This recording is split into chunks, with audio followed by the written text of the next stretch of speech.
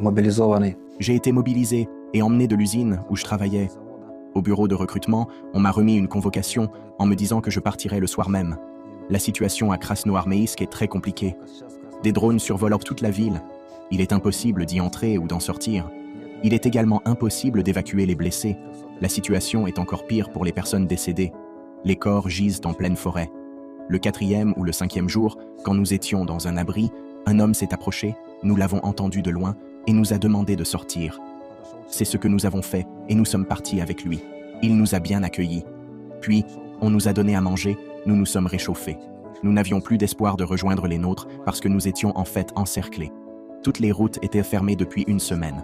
Nous avons demandé à nos supérieurs de nous faire évacuer, mais ils répondaient que la situation s'améliorerait, qu'ils nous échangeraient et que nous pourrions donc sortir. Pourtant, personne n'a rien fait.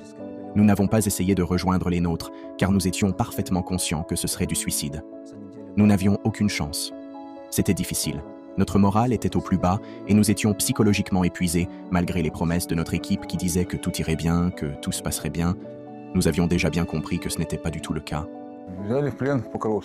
On a été fait prisonnier à Pokrovsk. Le commandant disait vouloir organiser la défense, mais j'ai vite compris qu'il nous avait déjà laissé tomber. Avec mon camarade, on a essayé de tenir dans une maison, puis on s'est dit que ça ne servait à rien de résister, qu'il valait mieux se rendre. Le commandant nous a trahis. Il répétait que tout allait bien, que des renforts arrivaient, qu'on serait bientôt échangés. Tenez bon, qu'il disait. Mais j'ai compris que ça voulait dire tenez bon jusqu'à ce qu'on vous descende. Il n'y aurait pas de relève. J'ai compris qu'il ne nous échangerait pas. Les autres aussi voulaient être relevés. Même les blessés, on ne les échangeait plus. Tout le monde avait compris. On manquait de tout, d'eau, de nourriture. La faim et la soif, c'était permanent. Quant aux médicaments, il n'y en avait tout simplement pas. Quand il pleuvait, on récupérait un peu d'eau et c'est tout ce qu'on avait. L'ambiance était oppressante. Aucune évacuation. Les blessés hurlaient. Certains avaient réussi à avoir des antidouleurs, d'autres pas. On les a ensuite entassés dans les sous-sols aussi. C'était insoutenable. Je ne sais même pas comment décrire ça. Dans ce village, impossible de bouger librement, c'était bien trop risqué. C'était impossible de faire quoi que ce soit. Alors on a décidé de se rendre. J'ai dit à mon camarade, ça ne sert à rien de résister. Il n'y avait nulle part où aller, rien à faire. Ils nous ont bien accueillis. Ils nous ont donné à manger, de l'eau, tout ce qu'il fallait.